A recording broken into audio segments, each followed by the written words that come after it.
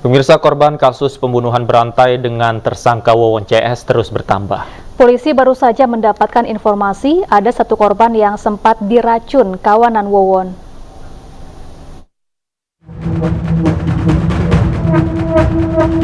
Kasus pembunuhan berantai yang memakan korban 9 orang masih terus diselidiki. Dari hasil penyelidikan sementara, ada laporan korban keracunan akibat ulah kawanan tersebut. Meski sempat keracunan, korban yang bernama Ujang selamat dan sempat dirawat di rumah sakit. Dan kemudian saat ini ada masuk informasi yang mengadu kepada tim dari Direktorat Penyidik Reserse Kriminal Umum Polda Metro Jaya atas nama Ujang Jainal.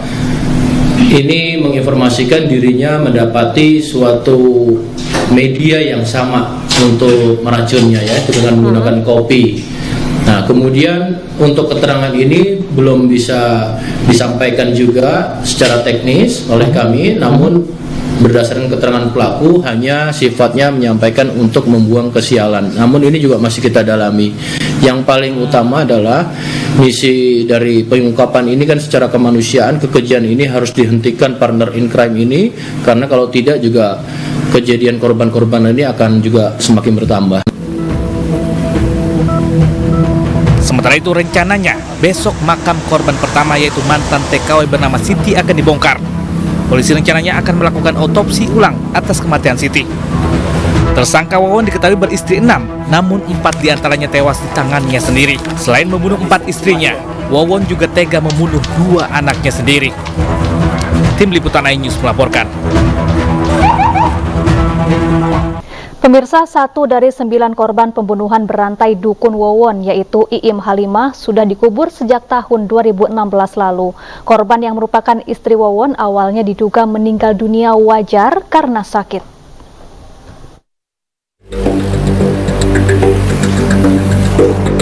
Di TPU Kampung Sar Mutiara, Cililin, Bandung Barat ini jenazah Iim Halimah dimakamkan. Salah satu istri Wawon ini menjadi salah satu dari 9 korban pembunuhan berantai dukun pesugihan Wawon Erawan CS. Korban Halimah dimakamkan sejak 23 September 2016 lalu. Keluarga tidak menduga Halimah menjadi salah satu korban kekejian suaminya sendiri.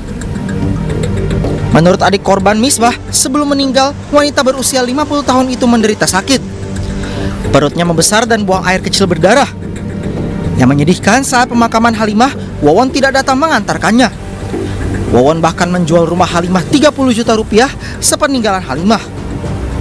Curiga, saya waktu ada laporan dari keluarga pas waktu itu sakit, saya tidak curiga bahwa kakak saya sakitnya seperti ini.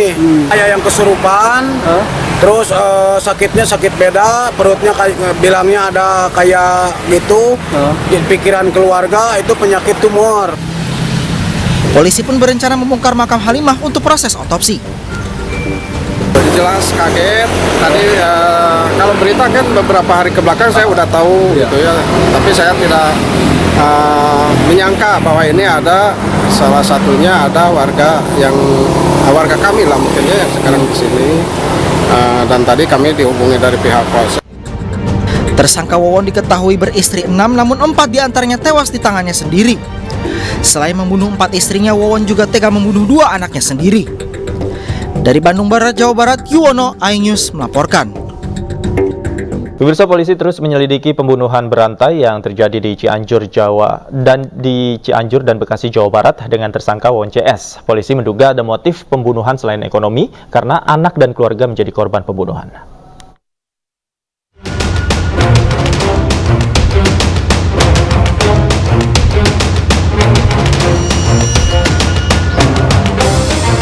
Polisi mengungkap 9 korban pembunuhan berantai di Bekasi Cianjur yang dilakukan oleh tersangka Wawon CS. Menurut polisi, 6 dari korban pembunuhan tersebut masih keluarga tersangka, sementara 2 lainnya adalah mantan TKW. Korban pertama adalah mantan TKW bernama Siti, yang didorong ke laut oleh Noneng yang merupakan mertua Wawon. Jasad korban dimakamkan di Garut. Korban kedua adalah Farida, ia dibunuh oleh tersangka Wawon dan dikubur di dekat rumah tersangka di Cianjur. Korban ketiga adalah Noneng, ia dibunuh oleh Duloh setelah diantarkan oleh Wawon.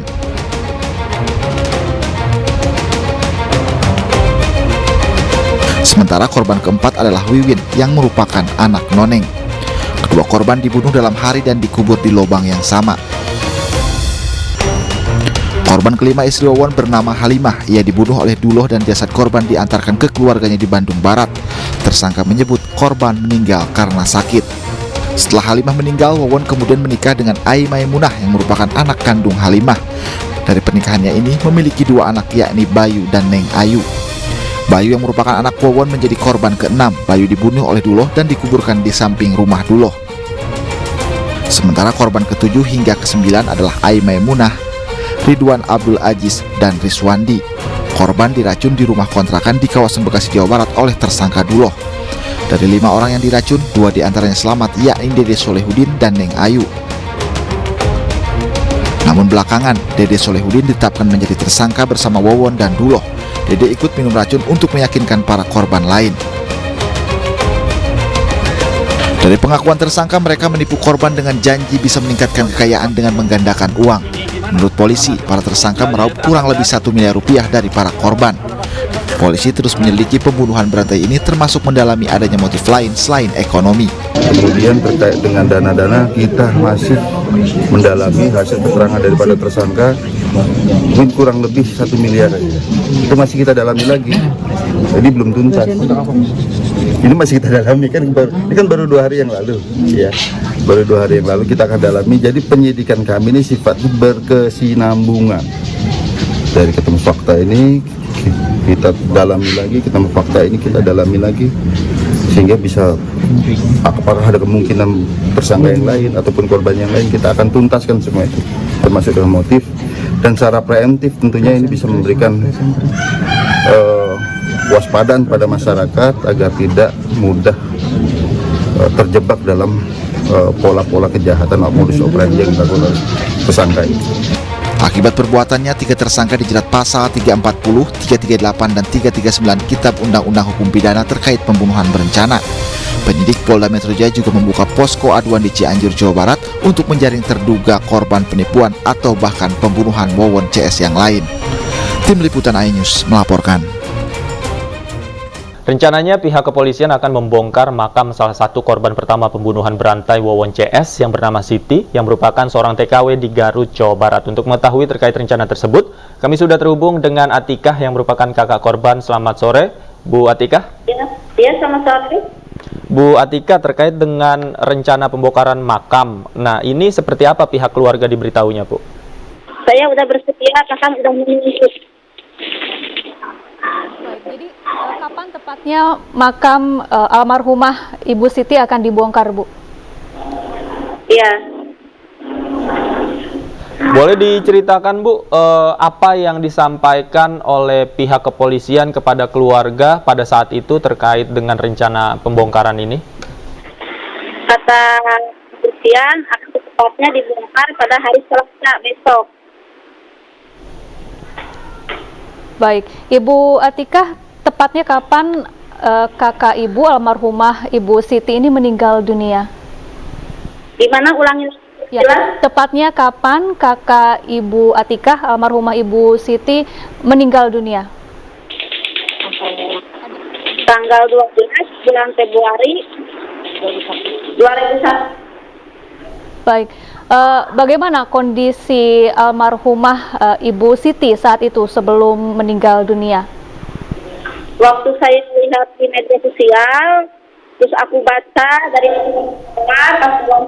pas ternyata saudara saya, terus saya ngontek ke Susu Supriyatna, kakak saya, terus kakak saya ngontek ke Bali, terus disangain, ternyata sama itu, ternyata keluarga saya, saudara saya. Udah itu saya pulang ke Pakenjeng, berbicara sama saudara, kakak sama adik, buat mengambil itu nasah dari yang dasarnya yang cepat diambil dari Bali ke daerah Garut. Oke, Bu Atikah mengenal Wawon atau komplotannya, Bu? Tidak kenal. Kalau dari yang Anda tahu, Bu Atikah, dari mana almarhum adik Ibu ini mengenal Wawon? Saya nggak tahu, nggak pernah ada komunikasi atau masih tahu dia kenal sama orang di mana, nggak tahu, nggak ada kontak, nggak ada masih tahu pokoknya. Ya, Bu Atikah, bagaimana awal mula keluarga merasakan ada yang janggal atau curiga terhadap kondisi almarhumah Ibu Siti saat meninggal dunia? Saya mah merasa janggal itu dari saksi korban yang perempuan itu yang sebelum titik laut. Terus pas itu di mulutnya keluar bisa pas ditolongin pertama, terus di leher melihat tali putih panjang semacam kabel. Artinya ada banyak bekas luka di tubuh almarhumah ya, Bu? Ya mungkin karena kan saya nggak sempat melihat, cuma di video waktu penyelamatan melihat keluar busa dari mulut, jadi nggak ngelihat. Jadi keluarga datang jenazah itu nggak pernah dilihat, cuma dari sisi kiri, dari sisi kiri itu yakin saudara saya cocok semua ciri-cirinya serta tes DNA-nya itu. Ya, bisa diceritakan Ibu Atikah bagaimana pertama kali almarhumah Ibu Siti ini ditemukan di laut? Pertama kali perairan laut, terus ada yang itu ke media sosial masih kotor. Aku kan buka aktif ke FB melihat ada pas buka kok ada nama adik saya, terus ada fotonya. Saya kaget karena saudara kan kenal, ada ciri-cirinya hidung, telinga. Ya, saya laporan ke kota, udah itu langsung di pihak keluarga berinisiatif biar cepat diambil jenazah kembali. Itu selama kalinya 2 minggu di rumah sakit Karangasem. Ibu Atikah, kemudian kapan Bu rencana pembongkaran makam ini akan dilakukan petugas? Kata Kapolda bilang sama Supriyatna hari Selasa besok. Ibu Atikah, ini informasinya kakak Ibu merupakan korban penipuan Wawon. Ibu tahu soal hal ini, Bu? Di mana kurang jelas? Informasinya almarhumah Ibu Siti ini merupakan korban penipuan Wawon. Ibu tahu soal hal ini? Apakah almarhumah pernah bercerita soal ini kepada Ibu atau keluarganya yang lain? Tidak pernah bercerita. Saya cuma tahu masalah ini, cerita ini karena kan udah lama, 2 tahun. Ini dari berita, dari YouTube. Ternyata ada saya pembunuhan berantai, saya merasa kaget. Tapi alhamdulillah ternyata Allah sudah berkehendak bagus, terus ketemu sama pelakunya. Baik, Ibu Atikah, terakhir besok rencananya kan makam adik Ibu akan dibongkar. Dari pihak keluarga siapa saja Bu mungkin yang akan ikut melihat langsung, dan jam berapa Bu waktunya? Kalau waktunya saya belum tahu, kakak belum masih tahu karena Kapolda belum masih tahu. Kalau yang mau ikut menyaksikan saya, Atikah, Ibu Supriyatna, Teaan, cuma ini ada yang bungsu, Ani, yang mau menyaksikan pembongkaran besok. Baik, terima kasih Ibu Atikah, kakak dari almarhumah Ibu Siti, telah bergabung bersama kami di Ainus Sore. Pemirsa, jemaah umroh Indonesia asal Kabupaten Pangkep, Sulawesi Selatan melecehkan jemaah wanita asal negara Lebanon. Akibatnya jemaah Indonesia tersebut divonis 2 tahun penjara dan denda sekitar 200 juta rupiah.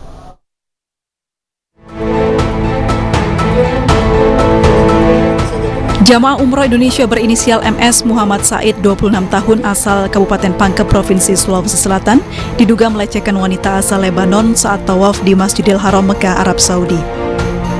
Akibatnya, setelah melalui rangkaian pemeriksaan polisi Arab Saudi dan pengadilan Arab Saudi, jamaah asal Indonesia tersebut divonis 2 tahun penjara dan denda sekitar 200 juta rupiah.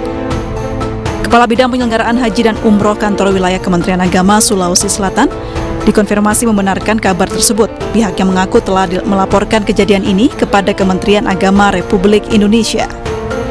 Pihaknya juga memastikan jemaah Indonesia tersebut telah mendapat pendampingan hukum oleh Kedutaan Besar Indonesia di Arab Saudi. Ada jamaah yang namanya Muhammad Said melakukan pelecehan seksual di depan Ka'bah.